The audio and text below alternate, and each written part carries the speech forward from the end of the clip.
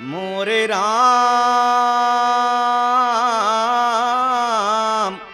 ए भोले जोगिया हो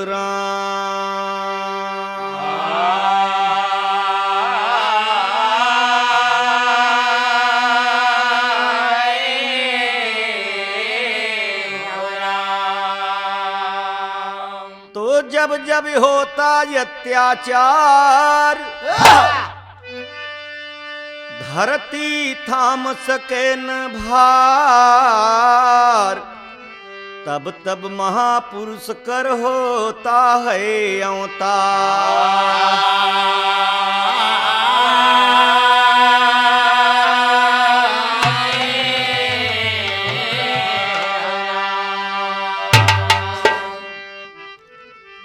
तो धरती पर पाप जब बढ़ जाता है तब पापी कुकर्मी क चमके सितारा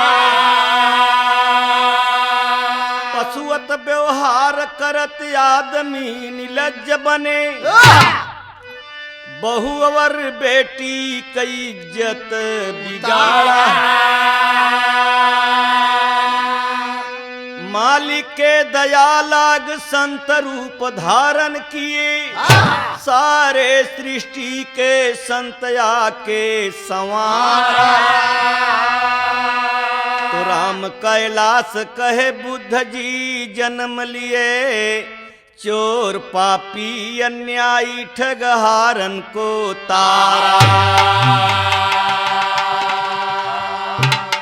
सुनने वाले मित्र, आप लोग महान हैं। एक महान आत्मा पैदा भई इस धरती पर, कवि को कहना पड़ा तो धरती अमर गगन फूल गुलशन खिले। धरती अम्बर गगन फूल गुलशन खिले। फूल भंवरा मधुर गुनगुनाने लगे। धरती अम्बर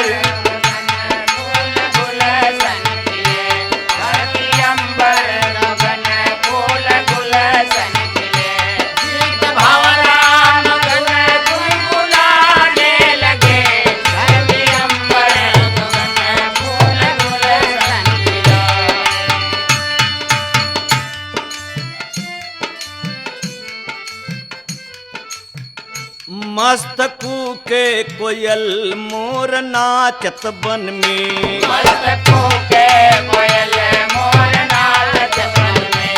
मस्तकू के कोयल मोर नाचत बन में। कपिल वस्तु के राजा शिवोधन महान रहे। कपिल वस्तु के राजा शिवोधन महान रहे। माया देवी पत्नी गुणों के बखान रहे। बहुत दिना के बाद पैदा एक लाल हुआ। बहुत दिना के बाद पैदा एक लाल हुआ। खुशी पर जा भई राजा का मन निहाल हुआ। खुशी में राजा साहेब दान लुटावे लागे। ब्राह्मण भिक्षु द्वारे जयकार मनावे लागे। ब्राह्मण भिक्षु जयकार मनावे लागे। ब्राह्मण भिक्षु जयकार मनावे लागे। भैया बड़ी खुशहाली मची। जन्म के 7वें दिन माता का छुटी गवा चोला। जन्म के 7वें दिन माता का छुटी गवा चोला। जन्म के 7वें दिन माता का छुटी गवा चोला। जन्म के 7वें दिन माता जी का छुटी गवा चोला। मौसी ने पाल पोस के बड़ा किया भोला। मौसी ने पाल पोस के किया बड़ा भोला। मौसी ने पाल पोस के किया बड़ा भोला। सुनने वाले बड़े भैया, आप लोग तो स्वयं जानकार हैं, महान हैं। बच्चा पैदा भय, बड़ी खुशहाली मची। दान दक्षिणा बहुत लुटावा गया, लेकिन जन्म के 27 रोज माँ मर गई। माँ मर गई, दातार की कृपा, मौसी ने पालन पोषण किया। फिर भी दुख और सुख दोनों बा। बच्चा हुआ सुख मिला, लेकिन माँ मर गई तो दुख मिला। नाम सिद्धार्थ रखा बड़े प्यार से, होनहार लाल सुंदर दिखाने लगे।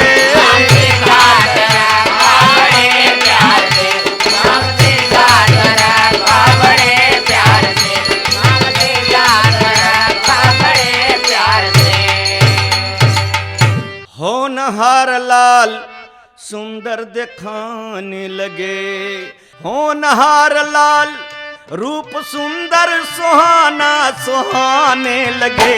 चंद्रमा की लाल बढ़ने लगे, चंद्रमा के लाल बढ़ने लगे, रूप सुंदर सुहाना सुहाने लगे, चंद्रमा के लाल बढ़ने लगे। बहुत सुंदर लड़का, जे देखत ते चर्चा करता कि तो स्वयं सूरत जैसे भगवान का लग रही है। कवि के लिखना पर टेरी के बोल, जे कर रही भावना जैसी, और प्रभु मूरत देखा तिन तैसी। हाय बैरागी जीवन राम मेर में, अरे बैरागी हो राम, बैरागी जीवन राम मेर में। अरे गौतम बुद्ध महात्मा माया मोह के त्यागी, बैरागी जीवन राम मेर में। गौतम बुद्ध महात्मा माया मोह के त्यागी, बैरागी जीवन राम। गौतम बुद्ध महात्मा माया मोह के त्यागी, बैरागी जीवन राम।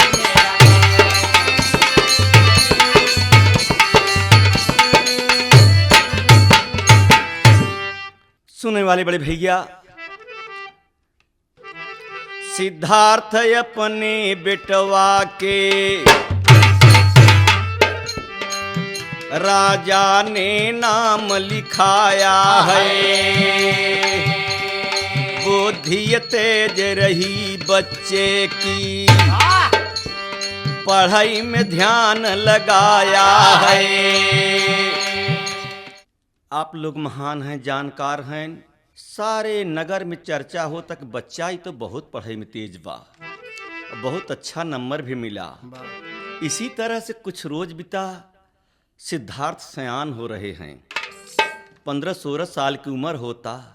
तो कवि के कहना का बा, ऐसे ही कुछ दिन बीती गया, कुंवर का सुनो विचार। कहा सारथी रथ लइयाओ, हम खेलन चलब शिकार, बैरागी जीवन राम मेर में।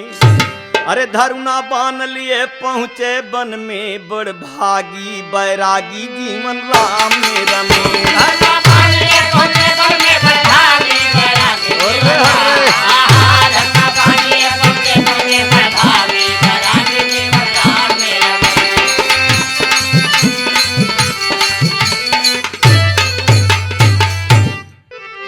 जब पहुंचे जंगल में, धनुष बांध ले और चढ़ाए धनुष, हरिना के मारे के चक्कर में पड़ गए। हरिना के देखे कुंवर जी, साधथी निसनवा राम।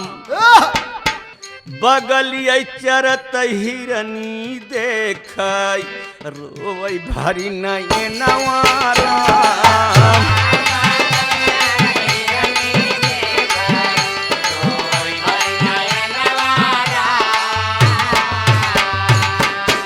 भैया का भीख मांगता, हरनी भीख का मांगता कुंवर बहादुर से। करुणा की भीख मांगई, कुंवर के समनवा हो राम। हमारे गरीबनी के इकट्ठी सजनवा राम। हमारे गरीबनी के इकट्ठी सजनवा राम।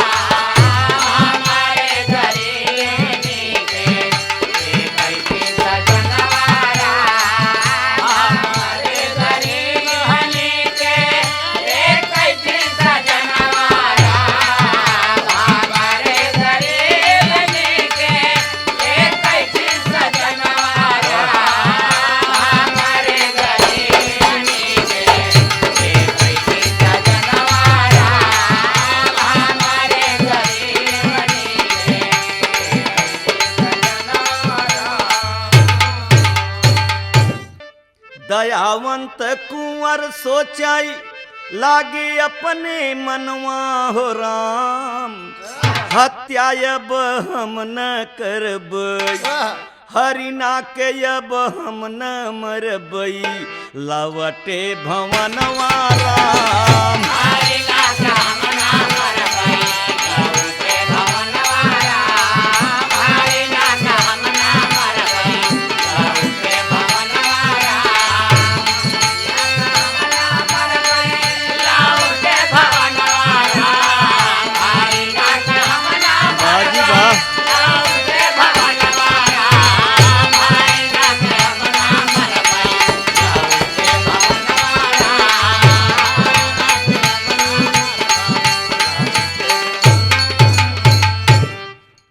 नहीं मारे दयावंत कुंवर, जब हरिना नहीं मारे तो एक मन में खुशी उठता कि वाह हमने बहुत बड़ी भूल करे जात रहे, बहुत बड़ी गलती करे जात रहे, दातार ने बचाया। अरे नाही हरिना मारी तो हत्या लागत जीवन में दागी, बैरागी जीवन राम में रंगी।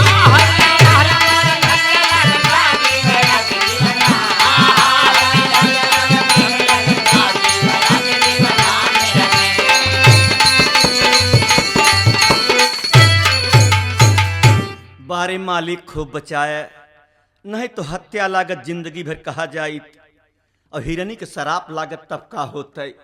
बहुत दूर तक सोच रहे हैं महात्मा जी, बुद्ध जी।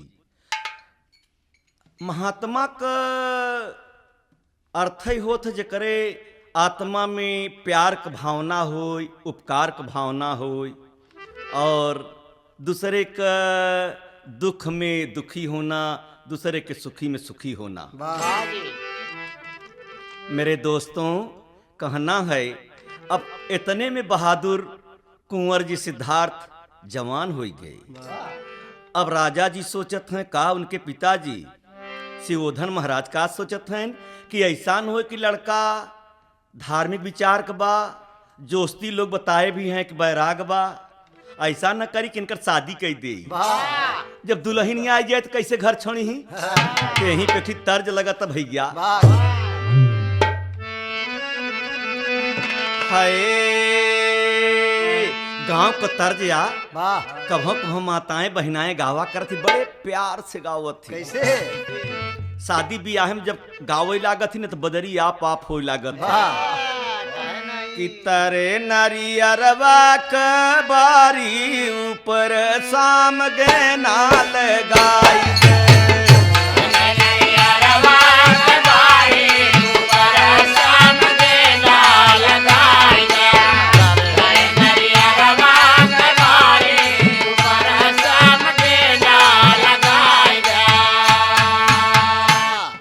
हमरे रामचंद्र विद्या के मेहरारू दोनों जने गंगा नहाए जात रहे, ते पछे का कहत पणिलन महादेव से जब चलिन गंगा नहाए तो कहतइन आव चली गंगा नहाई हो घोड़ैया मैलैल बा।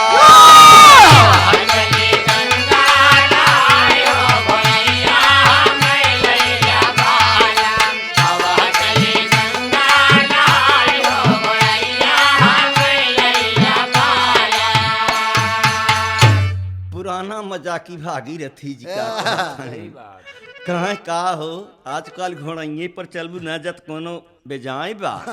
तो औरतन का कहत हैं अरे बाबा पुराना फुटहरा जिन चबा, गंगा नहाने से पाप कट गई है, गंगा नहाने से पाप कट गई है, गंगा नहाने से पाप कट गई है। कट जाई हैं, कट जाई हैं, कट जाई हैं हमारा तोहर हो घोड़ाई आह मैली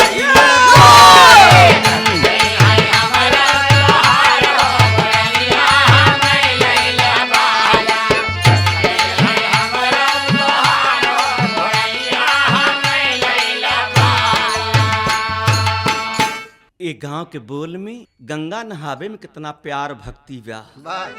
यही तर्ज में कहना है, का कहना है बेटवा क चढ़ी बा जवानी पिता उनके शादी रचाए।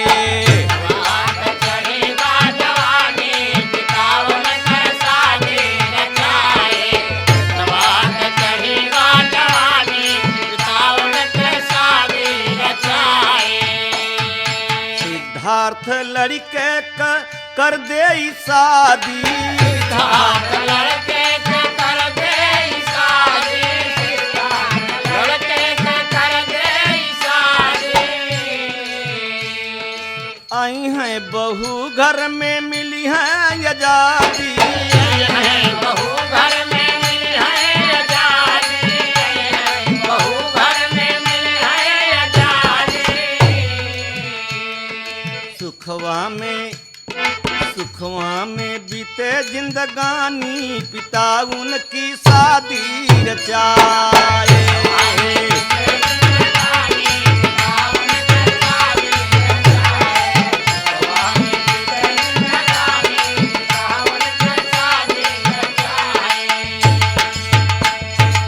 भैया यही विचार बनवत हैं राजकुमार जी का पिताजी शिवोधन महाराज कि पतो हुआ जाए घरवाली नहीं न कम से कम देखभाल दरबार का घर का करे और बड़ा अच्छा से जिंदगी बीते। शादी के करे संगे होता भैया कन्या यशोधरा रही गुण की खानी।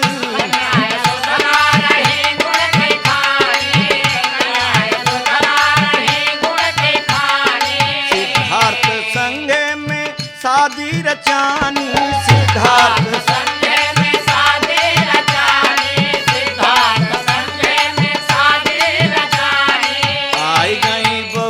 सयानी पिता उनकर शादी रचाए।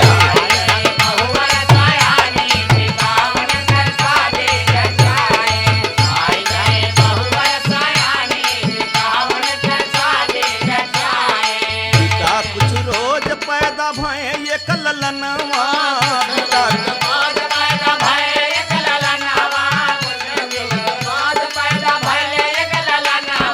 राहुल परा नाम लाल सोहई अंगनवा। राहुल परा नाम लाल सोहई अंगनवा। राहुल परा नाम लाल सोहई अंगनवा।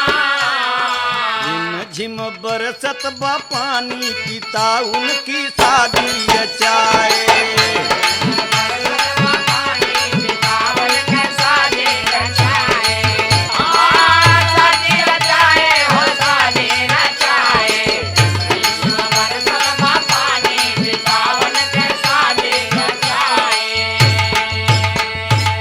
बैरागी जीवन राम मेर में। अरे माया मोह में फंस गए जीवन यापन लागी। बैरागी जीवन राम मेर में।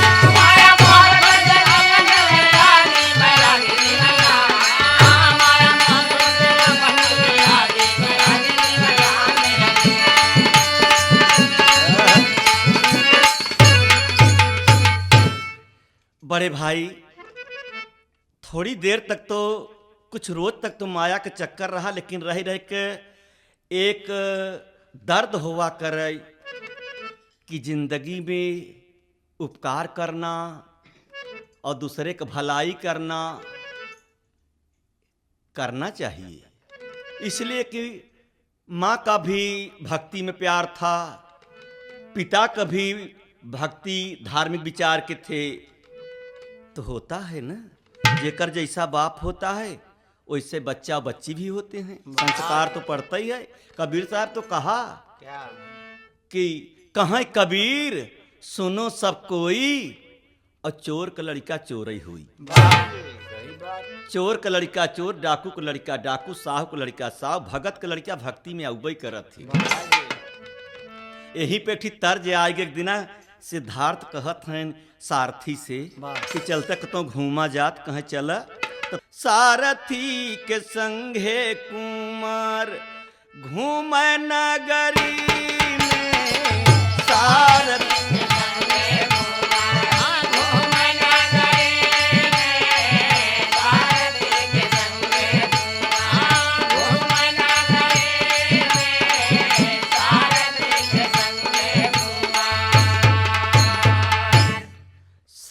सारथी के संगे कुंवर घूम नगरी में। जैसे नगरी के बाहर जाते हैं अपने राजधानी के, एक ठी बुढ़ा आवता, सारा चमड़ा चुचकावा, आँखी घुसरी बा, डगडगा त सरमुड़ी हिलता, चल नहीं पावता, कुबरी और लाठी डंडा के सहारे आवता। कुंवर का नजर जब पड़ी तो सारथी से पूछन तो ई का कहाँ बूढ़वा एक लाठी लईके मिला डगरी में। बूढ़वा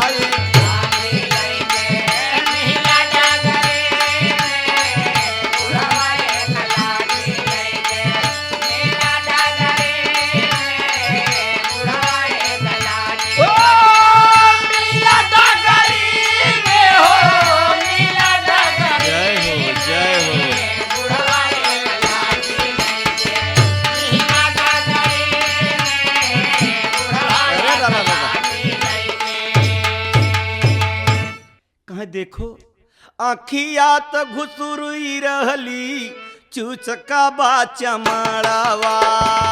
आखिया त घुसुरी रहली चुचका बा चमड़ावा। आखिया त घुसुरी रहली चुचका बा चमड़ावा। सारथी से बोले कुंवर देखी लाग डरवा।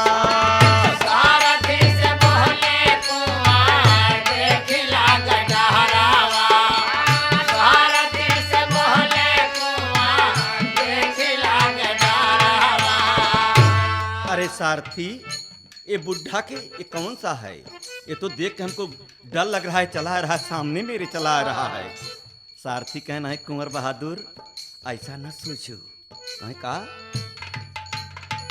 कहाँ यही दिन सब पर आए, यही दिन सब पर बीते यह ठटरी में। बुढ़वा एक लाठी लेके मिला डगरी।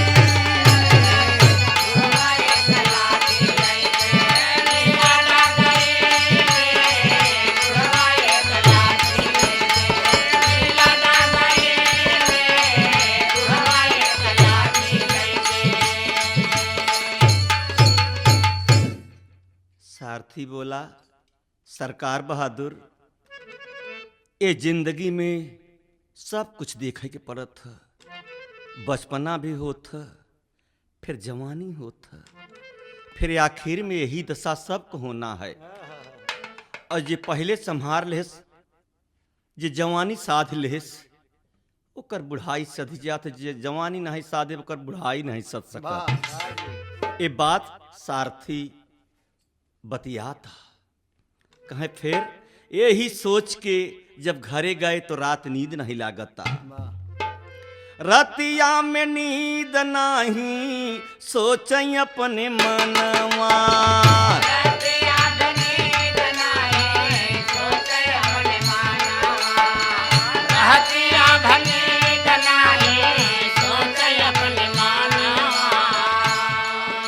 रतिया में कुंवर नहीं कैलन भोजनवा। रतिया में कुंवर नहीं कैले भोजनवा। रतिया में कुंवर नहीं कैले भोजनवा। भैया खाना नहीं खाए, चिंता हो गई। सोचत हैं नींद भी नहीं आवता। उनका रानी साहबा पूछत हैं कि आज खाना नहीं खात हैं? कहें भूख नहीं है। कहें कुछ खा लीजिए। कहें बिल्कुल भूख नहीं है, पानी के प्यास नहीं है, आँखी में नींद नहीं आवता, उलझन है। क्या बात है? कहें क्या बताएं? ये सब जितना देखत है हमके सब झूठा लागता। बुढ़ाई आए, बाप रे बाप, ऐसे हमारो चमड़ा चुचके। झूठा ये रहन सहन, ये रहना झूठी बखरी में। बूढ़वा एक लाठी लेके मिला डगरी में। बूढ़वा एक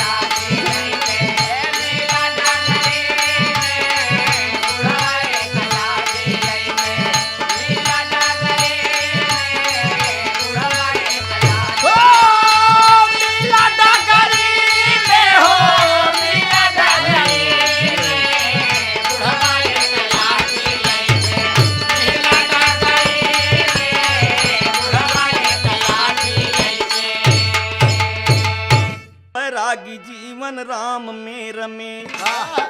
सारी सारी रतिया आँख न लागी जागी, बैरागी जीवन राम में रमे।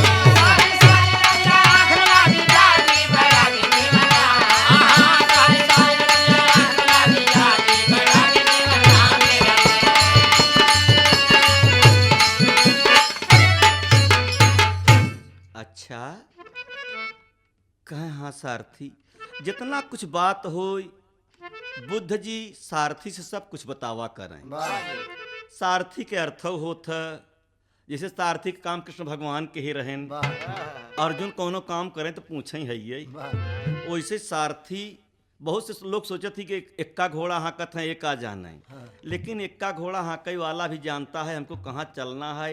रोज रोज सुनत सुनत बात समझ में आने लगती है। संगत से गुण होत है, संगत से गुण जात, बांस फांस की मिश्री एक भाव विकार। इसलिए सारथी के उनके पिता तक की बात मालूम रही, उनकी माँ की बात मालूम रही। इसलिए पूछत हैं कि बात का आया, कहाँ चलो घूमे छोड़ो ये सब झंझट। मेरे दोस्तों चल दे आगे सारथी लेकर रथ पर बैठा के।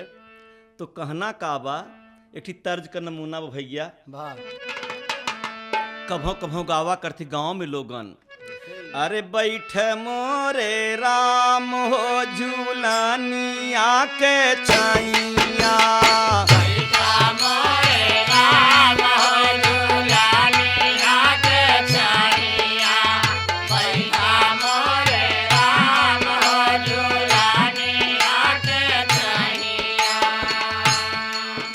अपने भाव में तो गवई करत थी। और जब भाव में औरतन गावे लागत तो एकदम दुख हट जाता है, सुख मालूम हो तो सुख के आनंद चल रहा है। कहत का है अपने गौनई में, सोनवा के थारी हम जेवना परोसा,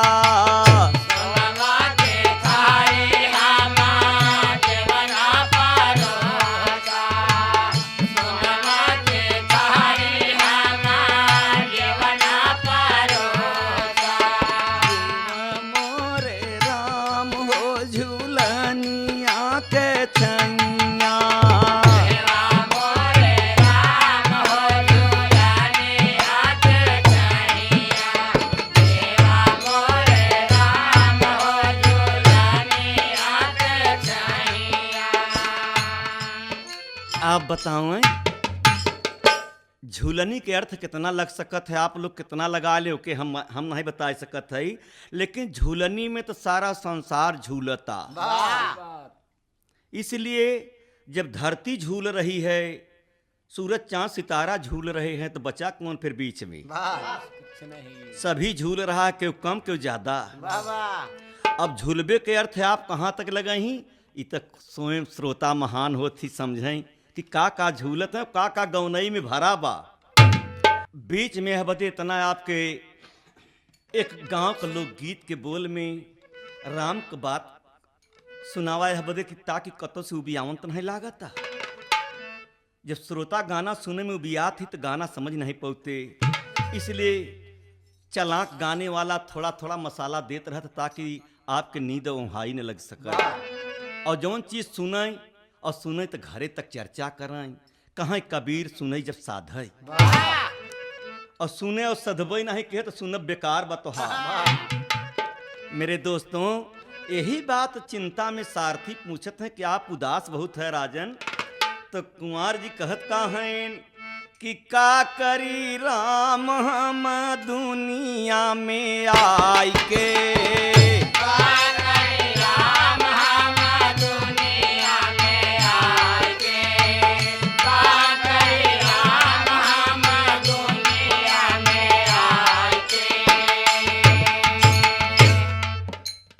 करी राम हम दुनिया में आय के, कवन करी काम आखिर हीरा तन पाई के। कवन करे काम आखिर हीरा तन पाई के, कवन करे काम आखिर हीरा तन पाई के। लख 84 में भटका खाए, लख 84 में भटका खाए, लख 84 में भटका खाए। दया लाग मालिक हमके आदमी बनाए, दया लाग मालिक हमके आदमी बनाए, दया लाग मालिक हमके आदमी बनाए। केहू न बतावई हमके राम गुण गाय के। केहू ना बतावई हमके राम गुण गाय के, वाह वाह। केहू ना बतावई हमके राम गुण गाय के। का करी राम हम हीरा तन पाय के। का करी राम हम हीरा तन पाई के, का करी राम हम हीरा तन पाई के। सुने वाले मित्र, बड़ी एक चिंता के विषय बनी बाटे राम सुमेर जी। वाह इसलिए चिंता बा कि जब आदमी के समझ आवत तब चिंता बनत है, वाह और जेकरे समझ नहीं न रामचंद्र चिंता नहीं बन पावा। आप लोग स्वयं जानकार हैं। अब चिंता के विषय बनी बा कि हम हीरा तन पावा। लोग कहती 84 लाख के बाद नंबर मिला बा। अब हमें करे का चाहे, इतना सोचत विचारत जब नगरी के बाहर जात हैं तो देखत का हैं। लाश लैके जात रोग रहले असमसानवा। लाश लैके जात लोग रहले असमसानवा, लाश लैके जात लोग रहले असमसानवा। देखती कुंवर आखिर धरी के धियानवा। देखती कुंवर आपन लैके धियानवा, देखती कुंवर आपन लैके धियानवा।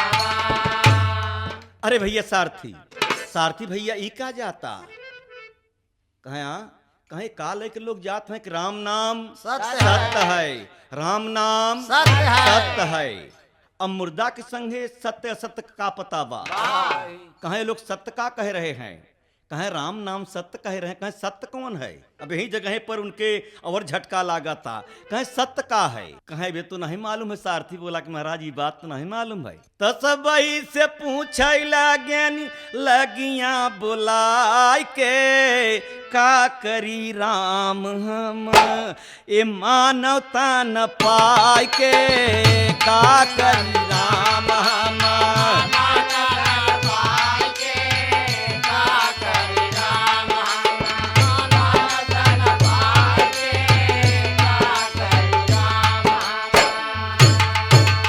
जो राम नाम सत्य करते रहे 20-25 आदमी कहे भाई का राम नाम सत्य करते हो, का है। कहे महाराज ये आदमी था, इसकी बोल बंद हो गई, ये खत्म हो गया। कहे हाँ ये खत्म हो गया। कहे हाँ महाराज इसकी बचपना बीत गई, जवानी बीत गई, बुढ़ाई नहीं बीत सकी, खत्म हो गया। यही बात सब कहने लागे, सुन ले कुंवर ध्यान लगाई। बड़े बारीकी से जेके जवन मालूम बताऊं नहीं तो बताए। कहा ये माटी का काया जीवन ये माटी में मिल जाई रे, बैरागी जीवन राम में रमे। तब सिद्धार्थ कहत हैं कि अरे कुंवर बहादुर कहा कि फिर मुक्ति कैसे होई। कहा मुक्ति महाराज लोगन से सुने है, मुक्ति का पता तो नहीं ना, लेकिन इतना सुने है कि जब राम का दर्शन पौबे बन बेहरी अनुरागी, बैरागी जीवन राम में रमे।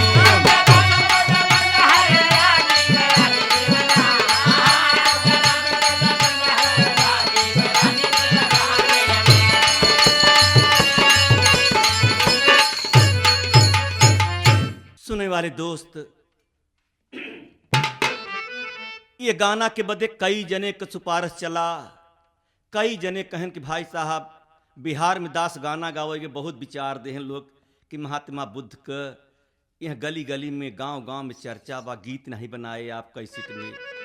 हम का जरूर बनाएंगे। जगन्नाथ प्लास्टिक वाले बहुत विनती कहे कि गाना जरूर लिख देना, और लिख देना तो कैसेट भी करा देना। उनकर भी बात हमने माना जगन्नाथ जी यादव को। मेरे दोस्तों, 2 लाइन आल्हा बा। होत का बा, जब लौट के घरे आए तब नहीं बर्दाश्त होता। हाय अरे रतिया में छोड़ चलें लालयो जननवा, और सारथी करथिया पर बैलनिया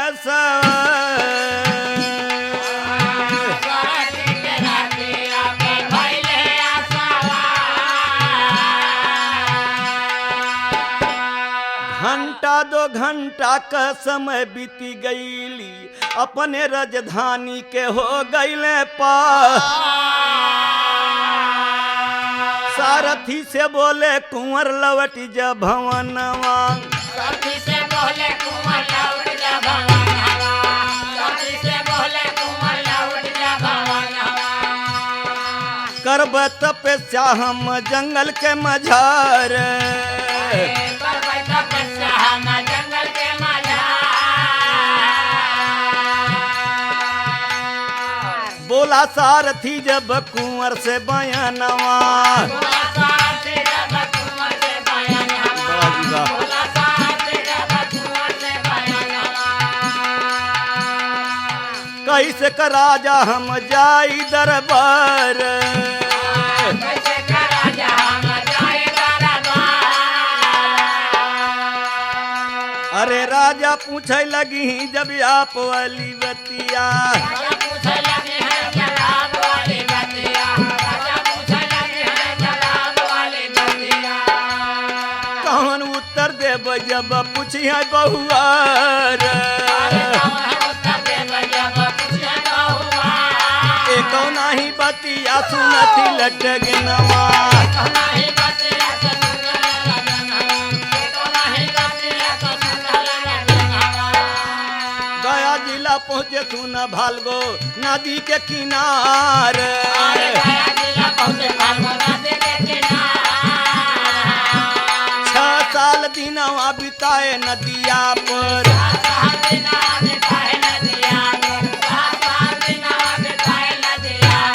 गौतम नाम वहीं पर सुन दिलदार। सतगुरु राम जी से होई गई दरिया,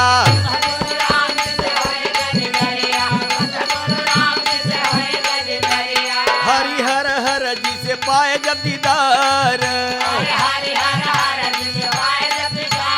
आगे का कहानियाँ सुना मोरे बीमितवा, भगतन का किए बाबू सुना उपकार।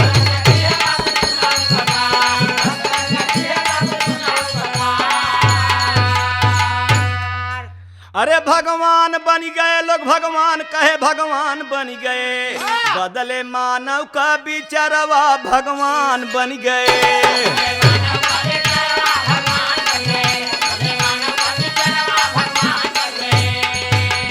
अंगुली मल डाकू एक रहा खुंखार, उ तो कह आदमी मारब हम 1000, पहिरब अंगूरी कहरवा अज्ञान बन गए।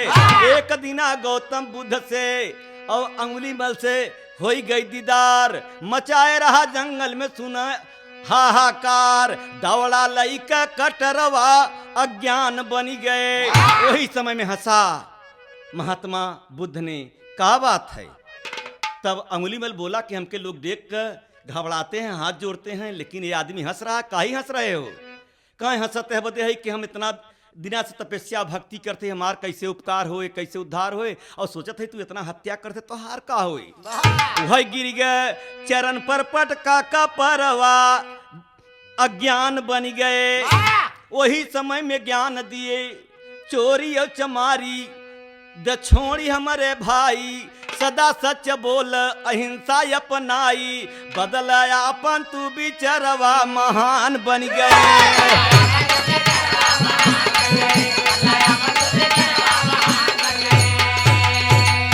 छूत भेद भाव दिल से मिटाव सदा सच बोल अहिंसा अपनाव कैले सबसे व्यवहारवा भगवान बन गए।